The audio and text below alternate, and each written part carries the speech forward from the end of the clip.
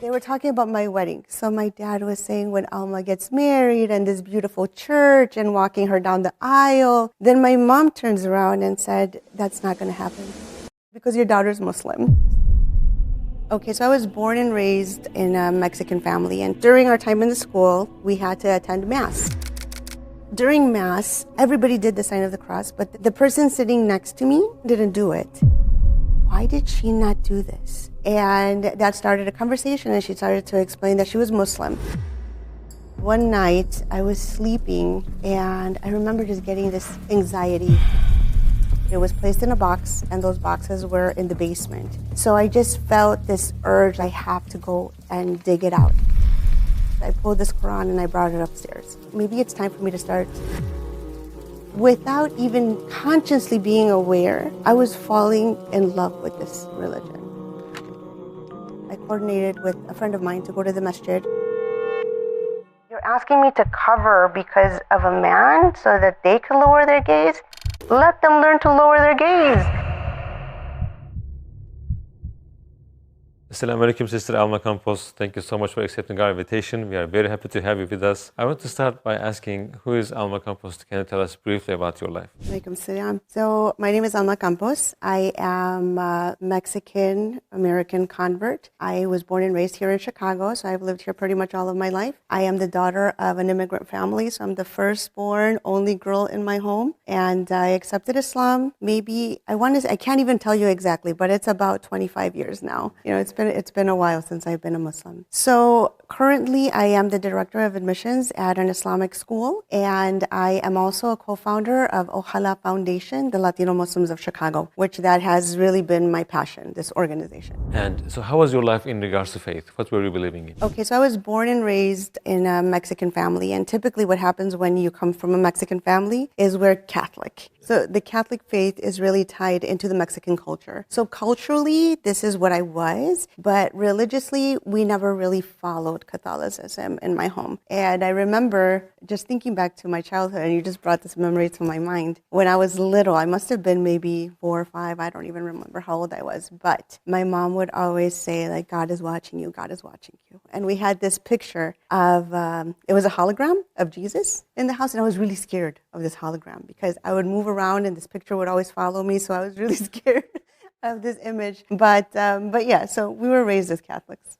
And so I remember being raised just with the idea of God and never fully understanding the concept of Jesus, but just feeling like I have to believe in him. He's part of this, but it never really made sense to me. So as I was growing up, sometimes I would go to church, and I have to be honest, I never really gave the Catholic religion a lot of study, not until I became a Muslim. I think when I became a Muslim is when, not even became a Muslim. I think when I started studying Islam and really questioning a lot of these things, I started to focus a lot on what does Catholicism teach us? What is this that I am feeling like that I'm rejecting in terms of a belief system? So I started to study that more when I started studying Islam. And so how did you first hear about Islam? Did you have any prejudices? As, a conscious adult, I was actually a teenager. I was in high school. I think I was a freshman in high school. So my parents had put me into an all-girls Catholic high school. And my community school was not a very good school, so they said, okay, you're going to go to this all-girls Catholic high school. And during our time in the school, we had to attend Mass. And one of the things that you do during Mass is you do the sign of the cross. During Mass, the person sitting next to me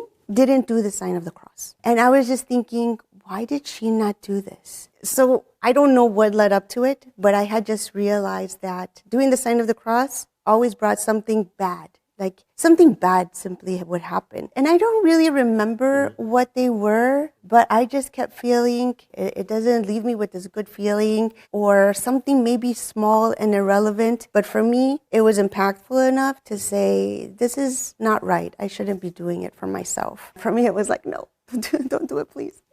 And I didn't understand why. But when we were at Mass and this person didn't do it, I remember feeling like, oh my God, what is this? This is so strange.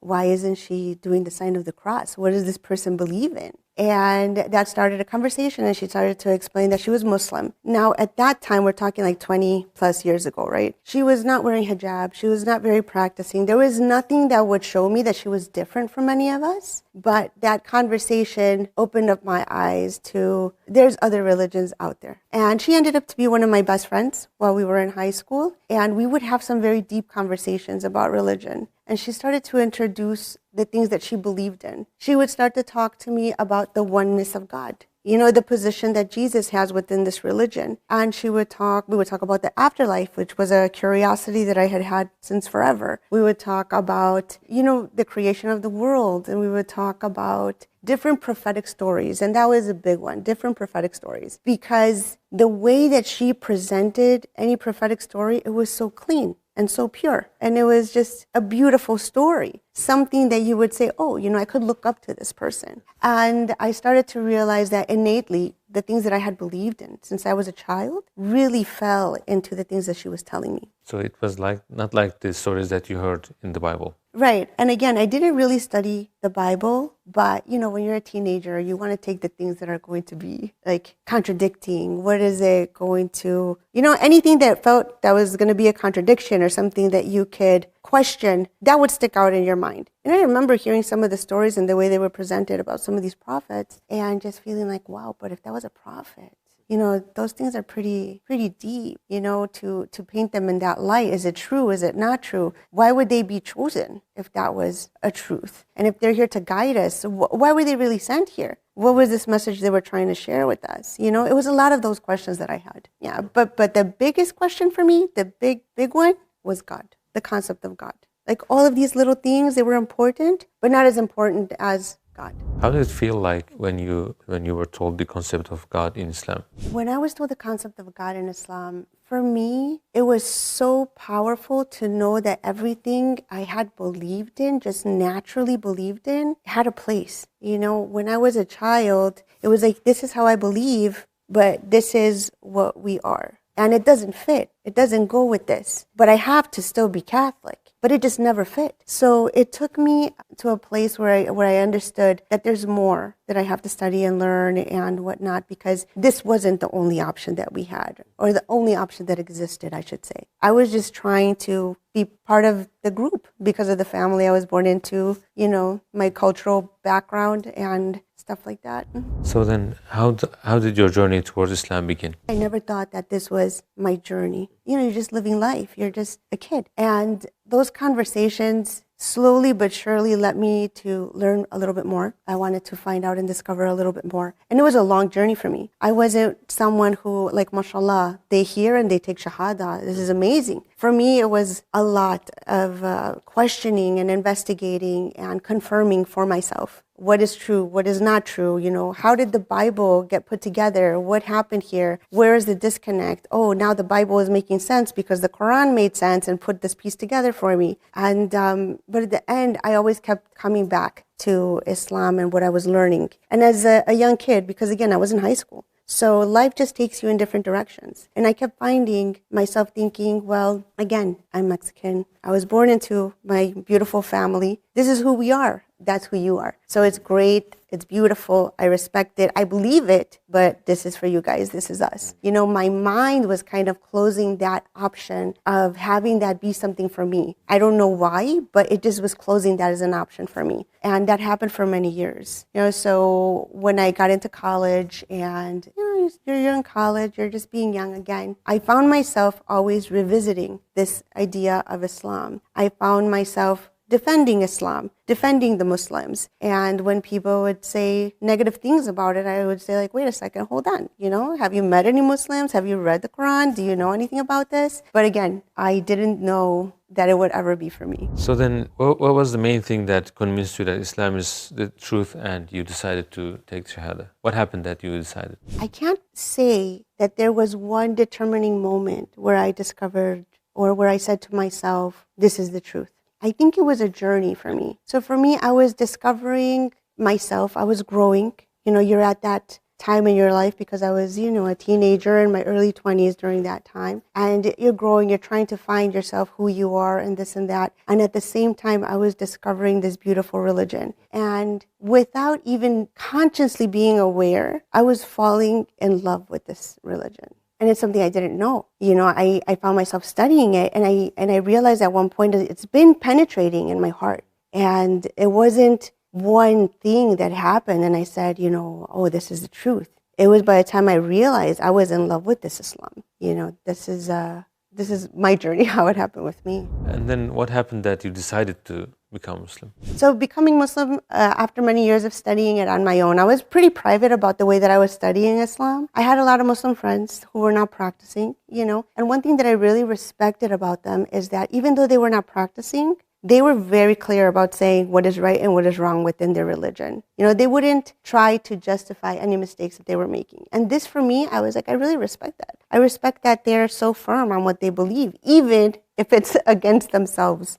So for me, I was impressed by that. And I would study it a lot on my own. I was reading the Quran and reading whatever I could get my hands on privately. Again, it was like a very personal journey for me. And it wasn't a journey that I thought was going to lead me to be a Muslim. It was a journey of something I was just interested in at the time.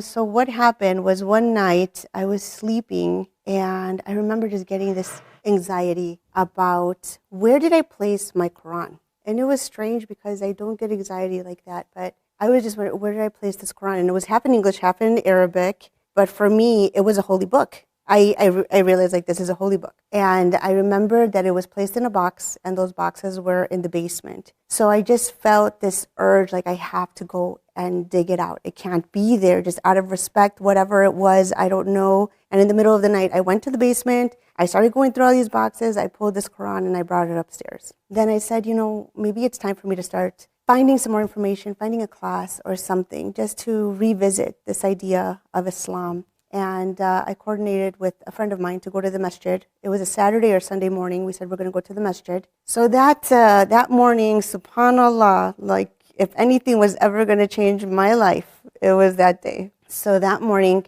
we step into the masjid, and there was a man that was there. I don't know who he is, but I always make so much dua for this person because I believe he has passed on. But we just asked him, I'm looking for some classes, anything, do you have something to learn about Islam? And we started a conversation, and he started asking me, what do I know about Islam? So I started to tell him I've been studying it for a while. I've been fasting now for a couple of years. I mean, my way, right? It wasn't the best way, but I was trying to fast. And I had already by that time stopped eating pork. I had stopped anything that had alcohol in it. And so I was implementing all of these little things as I was learning just because they made sense to me. It seemed like the right thing to do and I would do it. So then he started asking me the articles of faith. He started asking me, do you believe in the one God? Do you believe that Jesus is a prophet? Do you believe in Prophet Muhammad sallallahu alaihi wasallam? And I kept answering yes to everything. And so that's when he asked me, why haven't I took Shahada? And again, this is the first time that I recall or that I accepted this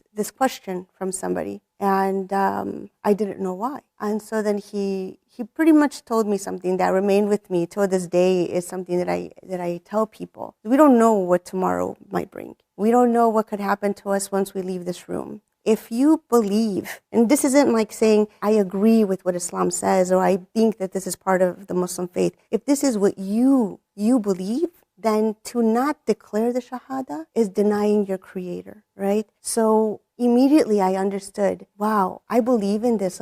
It's in my heart. I know that I believe this. And to not do it is to say, I'm rejecting my creator. I'm rejecting God. And that was very powerful for me. I felt I couldn't do that. I think in that moment, I fully understood that what I was going to do and this journey didn't involve anybody else. It was not about any other person. It was me and God, my creator, Allah, and this contract that I was about to sign with him, this agreement, this testification that I was saying, it was for him. It was me telling him, I believe in you. I believe in you, and you've led me in this journey and led me to this moment, and I don't have a choice. So I went and I took my shahada, and it was a beautiful moment that I didn't really value until much later, and that's when my journey began as a Muslim. So how did you feel when you took your shahada? Can you take us to those moments? Oh my goodness. I think it didn't fully sink in at that moment, everything that I was about to embark in. But taking shahada for me at that time was crucial. I was young. I was still a college student. I had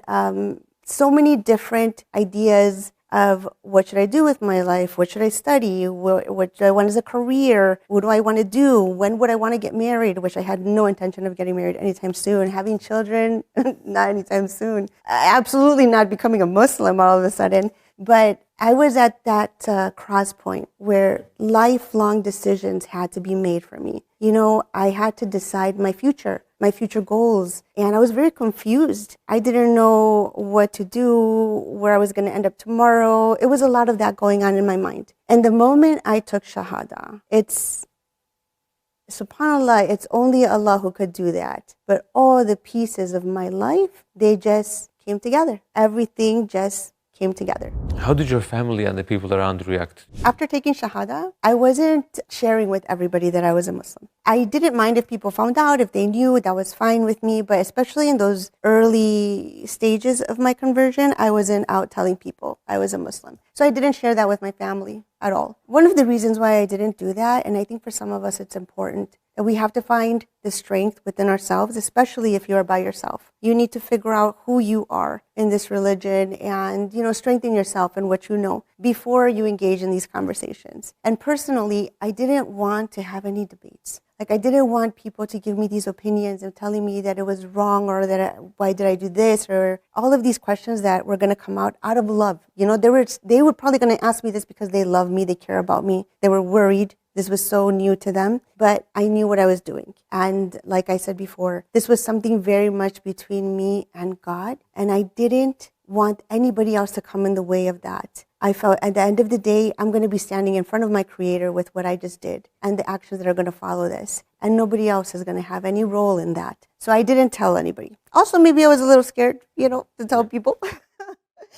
But the way my family found out, I don't think they remember this, but I remember. We all went out to dinner. And we were sitting in this restaurant, and I'm the only girl in my home. So I'm the eldest only girl. So for my dad, I'm his little girl. And they were talking about my wedding. So my dad was saying when Alma gets married and this beautiful church and walking her down the aisle. And it was a lot of these plans that my dad had for my wedding. So I was very quiet, and I was just, enjoying my meal, just very quiet, letting them have that conversation. Then my mom turns around and said, "That's not going to happen." And so my dad obviously reacted, and he said, "Why would that not happen?" And she said, "Because your daughter's Muslim." So I started eating a little bit faster. She saw me praying. I think she saw me praying in my room, and then she made the connection that I had already taken my Shahada and became a Muslim. But I think they thought it was a phase for a long time. And again, maybe because of my age and just who I was at the time,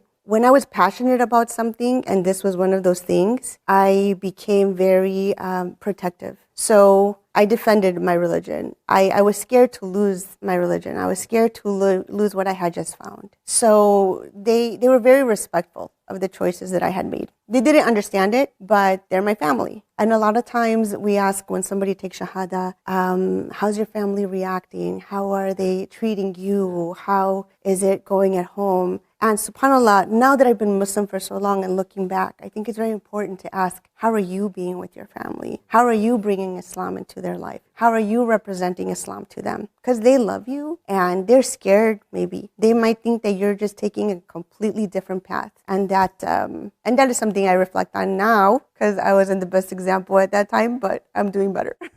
So how did your father react?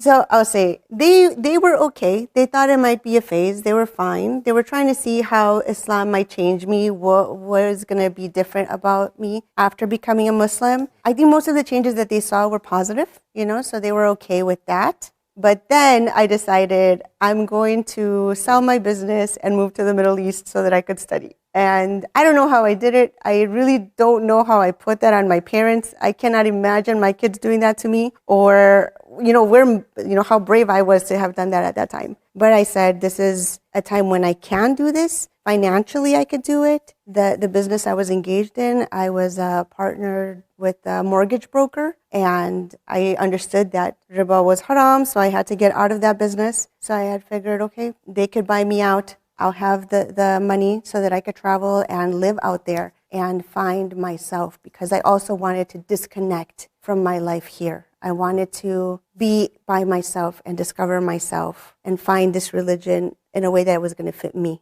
So then when I was going to make that journey, that was difficult for them. They found that to be a difficult part. They were very scared for me to go. I didn't know people, I didn't speak the language. We had never traveled. We didn't have FaceTime. You had to send a letter, and it was like 2 weeks before you got the letter. And phone calls were like, you use a little calling card. Now that I look back, when I was reading into Islam, I'm sure that anytime I came across a page discussing hijab, I would just flip that page.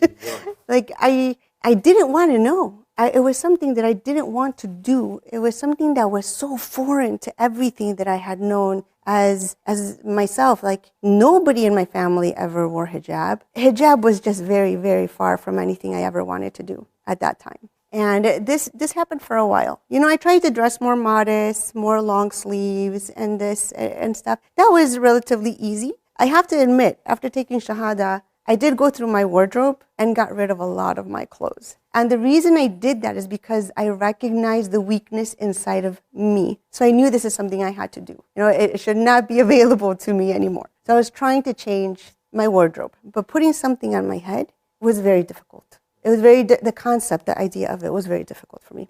And it took me a while. After studying more and more about Islam, I had to really reflect on why I had this rejection for hijab. I had to really reflect, why was I so against the idea of even learning about it? I don't want to hear about it. I don't want to hear examples about it. Why was it so strong in me? And I came to the conclusion that this was something in me. It wasn't my religion. It wasn't Islam that was doing something wrong or oppressive or unjust. Because at that time, my mind would only understand that it is oppressive. It's not nice. You're asking me to cover because of a man so that they can lower their gaze? Let them learn to lower their gaze. My idea was just, you're asking me to do this for somebody else? That's not fair. And why are all of these Muslim brothers walking around with nothing that identifies them as Muslim? There's nothing. I won't know that they're Muslim, but you want me to wear a hijab? I had that. So after some time, I started studying and just reading into it very privately, because I wanted nobody's input or any pressure into wearing my hijab. And I don't remember what it was exactly, but I know there was a lecture that I had listened to. And it really convinced me when I understood I'm not wearing it for anybody else except because Allah is asking me to do this. And if everything that I have researched and looked into so far has made sense, has had a point, has been there for good, then why am I not going to do this? I should do that. And I decided that the day that I would travel to Jordan, again, separating myself from this community and my society, was going to be the day that I would start wearing hijab. And that is what I did. And for a while, I had this imposter syndrome, right? Like, I'm in somebody else's clothing. I am not who I am. And I would look at the different ways that different cultures would wear the hijab. And I would just feel like, but I'm not Arab. But I'm not this, but I'm not this. And it's been a very long journey for me. So I started wearing it only to please Allah, understanding there is good in this for me. And after I started wearing it, that's when I really saw how impactful it has been in my life. So I understood the way that I would engage in conversations, the way that people would engage me, the way it protected me. And nothing, I could say nothing, since I became a Muslim. Did you ever encounter any hardship because of your headscarf? I think as somebody who wears a headscarf, I definitely have. So it's funny, for a man that is a Muslim, there's nothing that really identifies you as a Muslim. So you can navigate life like nothing. For me personally, I've had a couple situations because of my headscarf that I could say, okay, this is why you targeted me. But alhamdulillah, nothing too big of an issue. So there's one time when I was in Mexico, I was traveling with my family, And it was my parents, my kids, my husband. We were all just doing the touristy things in Mexico City. And we came to this building. And I was telling my mom, there's so much history in Mexico related to Islam. Like Muslims did come here. Muslims were part of the people that were building this. We were going through all of that. And I was telling her, but our history has been denied and whatnot. So we get to this building. It's a government building. And I'm wearing hijab. So the man tells me, well, you can't come in. You have to take that off. So obviously I said, I can't. This is a religious wear. How am I supposed to take it off? And he says, I'm sorry, you can't come in. You have to take it off. No hats, no this, no that. And so my immediate response was like, do you believe in Mary? And then he said, yeah. So I was like, hello, remember Mary? I'm dressing like Mary and you're not going to let me in? And then he was like, okay, just go in and go. As a woman who has accepted Islam, do you think that this religion devalues women? As a woman who accepted Islam, does this religion devalue women? Absolutely not. Absolutely not. And I understand that people might feel that way or might have that perception of it. But when you really study this religion and you see the way that it honors women, I think that for me, I was completely impressed by that. I was taken back to understand the way that women were treated, even at the time of our Prophet Muhammad sallallahu alaihi wasallam. Obviously starting at the time of our Prophet Muhammad sallallahu alaihi wasallam. And culturally, I think right now we're seeing a lot of this with, I think we're seeing Islam in a better light right now with everything that is going on in Gaza. And you're seeing the way that men truly do behave in difficult situations, the way that they do protect their family, their women, their children, their community, the softness in them, right? And you see the role of the woman as well. So before coming to Islam, I absolutely had this misconception that it was a religion that oppressed women. And after studying it and living it, I can guarantee that it is not. Many people think that when you become Muslim, you'll become an Arab. You'll change your name, change your clothing, change your tradition. Oh my goodness, yeah. So is it possible to stick to your culture and be Muslim at the same time? Can you be a Mexican Muslim? Yes. Okay, so I think that one of the big misconceptions that people have had is that when you embrace Islam, you're becoming an Arab or you're becoming some other cultural makeup that isn't yours. And I'll be honest, when I first came to Islam, which was like over 20 years ago, I didn't find any revert Muslims, any converts, any Latino Muslims at that time. And it was very difficult for me then. Now it is so different. It is so different. Times have changed. I think with social media and the different platforms and groups and exposure of Islam, we understand that you don't have to be Arab. You don't have to be Desi. You don't have to be Russian. You can be exactly who you are, wherever you're coming from, and be a Muslim. It was sent down for humanity, and that includes you. Personally, that journey for me at that time was a little bit difficult. And I remember feeling like I'm the only convert ever. Nobody else is a convert. Nobody else is a revert. And I was looking at that time to find somebody who understood my journey, understood my questions, understood my hardships, understood, what I was going through, my whole experience, and I couldn't find it. And I feel that a lot of people who have accepted Islam, way back or years back, probably went through that. And that's why you see so many organizations and groups and convert supporting groups, again, like Ohala Foundation, which is something that we started because we needed it ourselves and we wanted to, fill that need for others that were coming into Islam. But right now, I think that, alhamdulillah, people finally understand that Islam is your connection to Allah. It's not about any of this stuff.